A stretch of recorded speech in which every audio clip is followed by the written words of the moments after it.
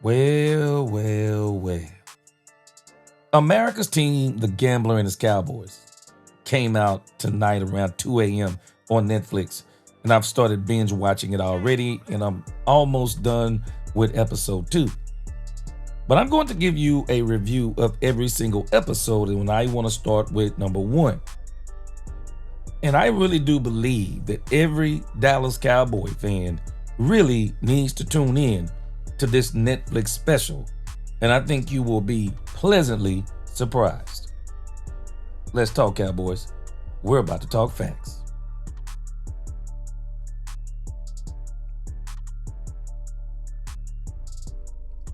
Welcome, Cowboy fans and Cowboy haters alike. I'm the G, and I'm the host of Let's Talk Cowboys, where we talk facts. And if you like this video, don't forget at the end to please like, share, subscribe, hit that notification bell so you know the next time we post another video or go live. And if you haven't become a channel member or subscriber yet, please do. We have a lot of great things coming up this season. Now let's talk facts. Well, I don't normally do movie reviews, but hey, this is the Dallas Cowboys. So this documentary on Netflix, it's all about the 90s Cowboys and Jerry Jones and some of the players, so we might as well talk about it. And want to give a review on it for Cowboy fans, especially people who were not alive during this time, or maybe you're on the fence about watching it. I want to give you my honest review just based on some of the takeaways that I got from it. And I say again, it is definitely a must watch. I have to be honest with you, just watching this documentary, I really come away from it again because I'm one of these people. I'm sorry. I don't care what anyone else says. Yep, Jerry Jones has some issues. Jerry Jones does some meddling, but I just can't hate Jerry Jones. Jerry Jones has done way too much, and a lot of people don't understand. Jerry Jones has not only done a lot for this league, Jerry Jones has done a lot for the Dallas Cowboys. Contrary to these people who think that when Jerry Jones bought the Dallas Cowboys, even though we were America's team, quote unquote, they don't realize that they were writing things about the Cowboys saying the Cowboys were no longer America's team. And as much as people love Tom Landry, as much as people love Tex Schramm, as much as people love the Dallas Cowboys, you need to watch this documentary because a lot of people got a misconception. When Jerry bought this team, it was the worst team in the league. They were on a downward spiral with no way up. Even when Tom Landry drafted Michael Irvin, they were going nowhere fast, and they were going to continue to lose. The Cowboys were the worst team in the league when Jerry Jones bought them. And I kind of want to take you from the beginning to the end, some of the notes and highlights that I took. One of the things that I took away from this is that I can clearly see why this is called The Gambler and His Cowboys. Jerry Jones kind of made it known, and it's really kind of incredible to me as I'm watching it, that Jerry Jones kind of made it known that his whole aim was to buy the Cowboys from the beginning. Jerry Jones was in the oil business, and Jerry talked about how he was losing money in the oil business. And he said that he made it sound like his money was getting funny. And he said he invested in this one last oil rig. And he said he paid $800,000 for that oil well. And he said that oil well, just when he was on the brink of crashing, that oil well made him $100 million. And he said, once that happened, he said, I knew then. I just bought the Dallas Cowboys. And there was a lot of extenuating circumstances during this time that, of course, me at the time, I'm around 18 years old, really showing my age, but I'm around 18 years old. And there are things that are going on or that had happened before that I had never really kind of thought about. But one of the things that they pointed out about Dallas is that the Dallas Cowboys had had really kind of helped Dallas get a good name after the assassination of John F. Kennedy. So the Cowboys winning a couple of Super Bowls, becoming America's team, it really helped get rid of some of that stigma. Well, what also happened to the Dallas Cowboys, though, is, see, this is the part of the game that people don't understand about Jerry Jones. This league was not doing half the stuff it was doing before Jerry Jones got here. This league was nowhere near as lucrative. And I'm pretty sure they're going to talk about this as we get into some of the further episodes. But in episode 1, one of the things that really struck me in particular was the fact that this guy named Bum Bright, I guess his name was, he was the owner of the Dallas Cowboys, Bum Bright. And Bum Bright was in all kinds of debt. He was in all kinds of debt. And I'm just telling you, by the time Jerry Jones comes into the picture ready to buy the Dallas Cowboys, you better believe the Cowboys are not lucrative. They're losing. They're losing. And the TV money, of course, isn't there. The endorsements and all the stuff that the Hollywood. Jerry bought Hollywood to this thing.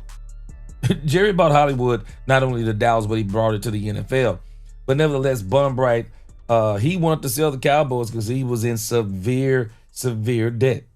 And so, of course, Jerry Jones buys the Dallas Cowboys in 1988. And the thing that was really powerful to me is that this documentary really really lets you in on the fact that Jimmy Johnson and Jerry Jones were genuine friends. If I'm not mistaken, man, Jerry bought the Cowboys in his 40s. I think that was kind of the way he explained. I think he was in like 46, 47. But Jerry and Jimmy were actually really good friends. Because Tom Landry actually drafted Michael Irvin, and I thought that was kind of incredible in the grand scheme of things. This to me really solidified for me that Michael Irvin is my favorite Dallas Cowboy. It solidified it for me. Because for Tom Landry to draft Michael Irvin, it really tells you how great and incredible Michael Irvin really was. Michael Irvin, I'm telling you, he is the greatest 88 of them all. And this is why I don't care about all these quote unquote yardage records and all of this stuff. This documentary has cemented it for me. I will take Michael Irvin over any of these quote unquote Hall of Fame wide receivers, top 5 wide receivers, Randy Moss, Terrell Owens. I'll take Michael Irvin over them all. Because when you listen to Jerry, the fact that Tom Landry drafted him, when you listen to Troy, when you listen to Emmett, when you listen to people in this documentary talk about Michael Irvin, he was a driving force. Michael Irvin was a driving force. And Jimmy even talked about him in Miami. And he just talked about the fact that, man, this dude Michael Irvin was a force of nature. He was a force of nature. And so the thing that was incredible to me in the documentary is that Jimmy, when he figured that it was a chance the Cowboys were going to draft Michael Irvin, Jimmy told Michael that a friend of mine might be buying the Dallas Cowboys.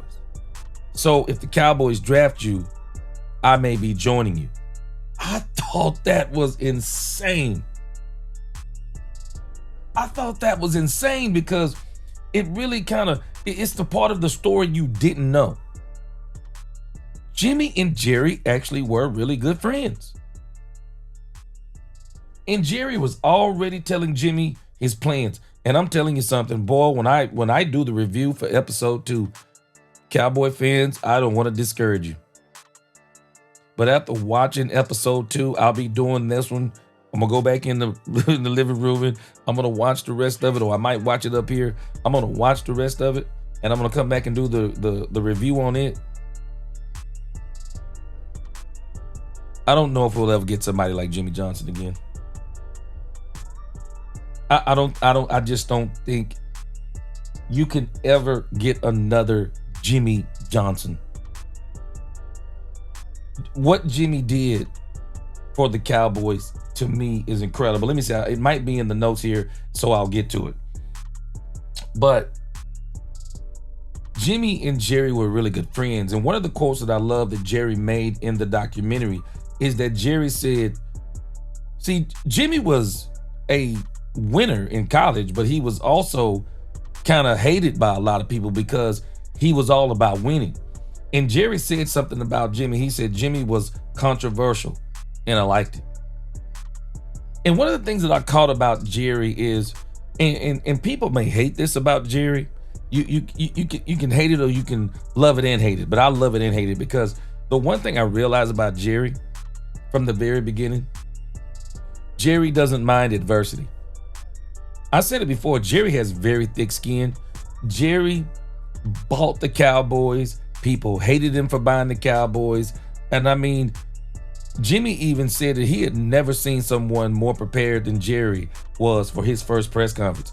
I mean, Jerry just embraced the whole spotlight of the Dallas Cowboys. He embraced it and he really took it to another level. But again, one of the things that surprised me about the documentary, at least in the episode 1, Skip Bayless is in there. Skip Bayless is in here. And Skip is really talking about the fact that, again, for all you people who talk about that this team was this and that before Jerry bought it, you're right. But when Jerry bought it, it was on the brink of collapse. It was on the brink of collapse. Worst team in the league. And Skip talked about the fact he used to travel with the team even before Jimmy got here. And he was talking about how, man, there was bad rumors about Tom Landry, falling asleep in meetings and forgetting plays that he called. I mean, they were going, and for as much as people hated Jerry for hiring Jimmy and firing Tom Landry, and I do believe that Jerry could have did it better. But Tom, there was no way Tom could continue coaching. Tom had just really overstayed his time as the coach of the Dallas Cowboys. And so it was kind of amazing to me that Jerry, when he gets ready to sign Jimmy, or as he's getting ready to buy the team, just kind of to finalize buying the team, he met with Jimmy in a small restaurant, and he told Jimmy told him, man, we can't be meeting in places because it'll cause a scene. And Jerry told him, he's like, no, man, it's a little obscure restaurant. And then come to find out in the documentary, Jerry later on said that it turned out that this little Mexican restaurant just happened to be Tom Landry's favorite restaurant. You know what? I don't know if Jerry knew that, but Jerry kind of alluded to the fact that he didn't know it.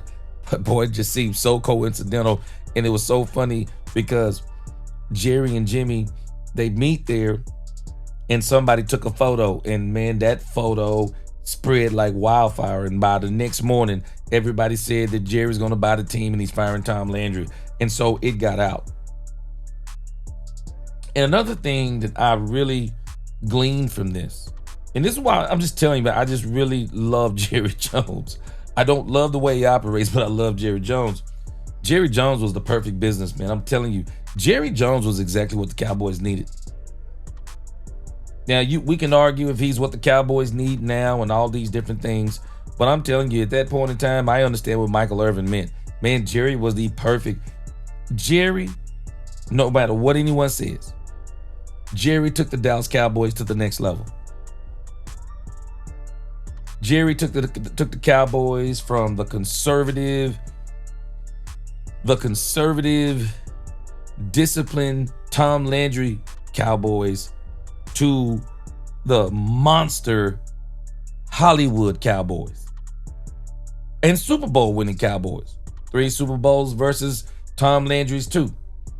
Jerry and Jimmy really did a job, and they were the perfect storm. Jerry did the business, Jimmy did the coaching, and Jimmy played a big hand in picking the players. Jimmy played a big hand in picking the players. But the thing that you're going to find out about Jerry is you watch the documentary. Jerry was the person that kind of kept the players. Jerry was the one that kind of kept the players. And you'll figure that out when I do the second review. But also, the thing that was so powerful to me is that after Jerry fired Jimmy, I didn't realize, because back in those days I just didn't watch the news and stuff like that, and the news was not as accessible as it is now on the internet. But the thing that I found to be incredible was Tex Schramm. Tex Schramm was destroyed when Jerry bought the Cowboys, because Bum sells the Cowboys to Jerry. Jerry fires Tom Landry, which kind of left Tex Schramm kind of like, well, what am I going to do? And Tex Schramm, of course, being the general manager of the Dallas Cowboys, it was so Jerry. It was so Jerry. Jerry, you could just tell Jerry's always been very brash.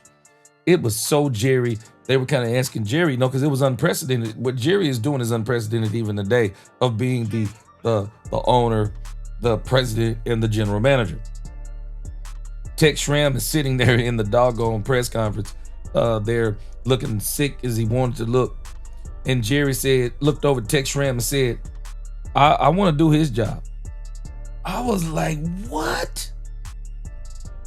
Jerry was different, man. Jerry was different, man. You're going to love this thing. I'm just giving you some of the high points. I mean, trust me, you got to see how a lot of this plays out. And it's so crazy because when Jerry fired Tom Landry, these people were so mad at Jerry, they called it the Saturday Night Massacre because Jerry actually flew to Austin. Tom Landry had went to Austin to take care of something. Jerry flew to Austin and fired Tom Landry. And I was just like, wow, but it's so Jerry.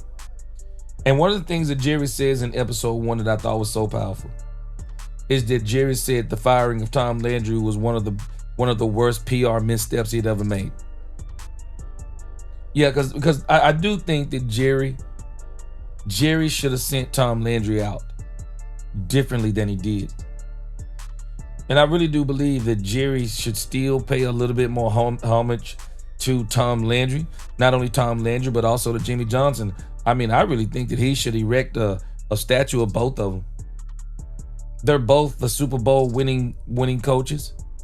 They both did it in kind of two different styles, but they were both incredible. And but Jerry realized he could have sent Tom Landry out in a whole better way. And as I kind of come down the close of this on my last 3 points, and then I'm gonna go back and watch number 2. And I'm just gonna hit you with as I watch these, I'm gonna binge watch them. I hadn't been to sleep yet. That's why my voice is kind of like it is. But I'm gonna hit you with all of these over the next 3 to 4 days. I'm gonna give you my review on them. And boy, if number 1, if you think number 1 is good, man, I was gonna stop and come in here and do the review of number 1. But boy, I got so engrossed in number 2 that I couldn't stop, but I finally had to stop myself so I could come do this one, and then I'm gonna go back and finish it and take my notes. But number 2 is so great.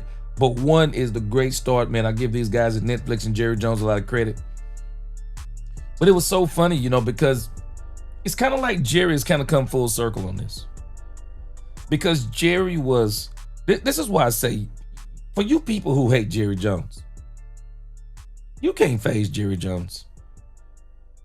Some of you young folk who were barely even old enough to even realize what was going on with the Cowboys and even watching them, you never saw them win in the 70s. You never saw them win in the 80s. Some of you Cowboy fans, and you talk crazy about Jerry Jones, and some of these people who out here who create content thinking that they can move Jerry Jones with stuff that they say on a doggone content creation channel or content creation channels. Watching this episode 1, you can't phase Jerry. None of us can. At first I said Jerry survived cancer, you can't phase Jerry. But after I watched what Jerry went through when he bought the Cowboys, and the ridicule, the scrutiny, the hatred, the things that people wrote about Jerry. Jerry said he got death threats, and they actually showed it. I mean, they showed the papers where Jerry was getting death threats from fans. Can't phase Jerry. I'm sorry. Can't phase him.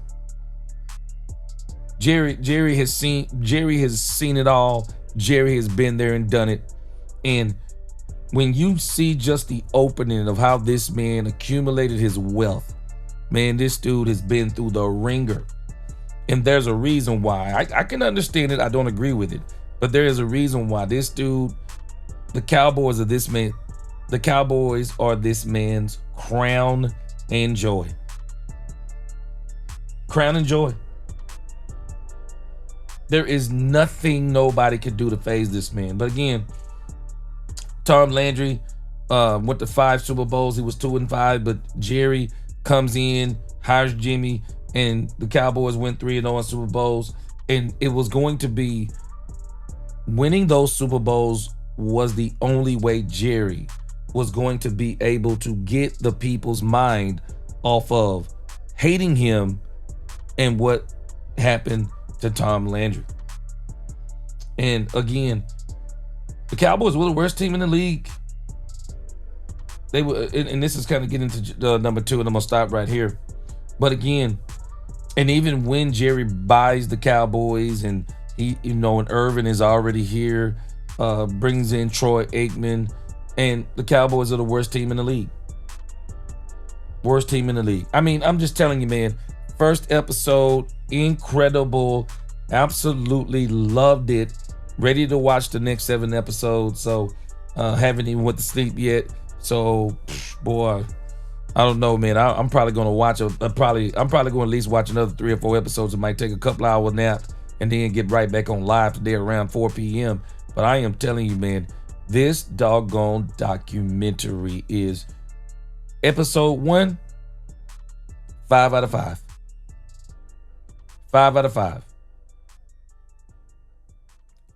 I already had a lot of respect for Michael Irvin. But I am telling you, to hear these people rave about Michael Irvin. That's why I say he's the best 88 the Cowboys has ever had. And I will take him over any of these quote unquote Randy Mosses, Terrell Owens. I mean, even Jerry, man. Jerry Rice, whew, and we know Jerry Rice is like, I think Jerry Rice is probably the best to ever do it overall as a wide receiver. But Michael Irvin is my favorite wide receiver ever, man. This dude, Michael Irvin, to hear them talk about this dude, man, it's incredible. Michael Irvin was incredible. But this is just episode 1 again. Emmitt Smith, of course, comes in kind of into episode 1, comes in Pensacola, Florida with the crazy clothes on, and he comes in and gets into the mix, and I'll talk more about Emmitt Smith also in the episode too. But man, I am telling you, this documentary is incredible for anybody who never saw the Cowboys win. Some of the younger people, you gotta watch it. It'll give you a whole new appreciation, and you might not even hate Jerry Jones after you watch it. But for me, man, I can appreciate Jerry Jones. Don't let nobody fool you about Jerry Jones. They don't know what they're talking about. I've heard some of these young people talking about the Cowboys were already America's team. The Cowboys were already America's team, but what you don't know, and you'll find out when you watch this documentary, there were people who were saying the Cowboys were no longer America's team. They were the worst team in the league, and they were on a downward spiral.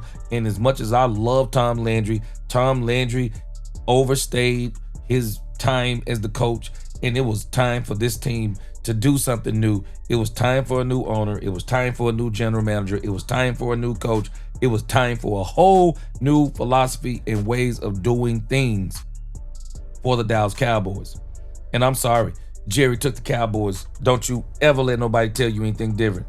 Jerry Jones took the Cowboys to a whole nother level. But that's going to do it for me. That's my review for episode 1. Getting ready to go finish up episode 2, take some more notes, and then I'm going to come back and give you, some of it, some spoilers in there, but don't you worry. It's so much in there, I didn't even scratch the surface of everything that's going on. So again, Y'all tell me what you think about episode 1 if you've seen it. If you have seen it, have you seen it? Let me know if you have seen it. Tell me what you think about episode 1. Tell me what some of your favorite parts. I'm looking forward to hearing it, and we'll be talking about it on the live coming up today at 4:30 p.m. So again, until the next time, DC4L, God bless. Like, share, subscribe. Let's talk Cowboys, where we talk facts. Peace.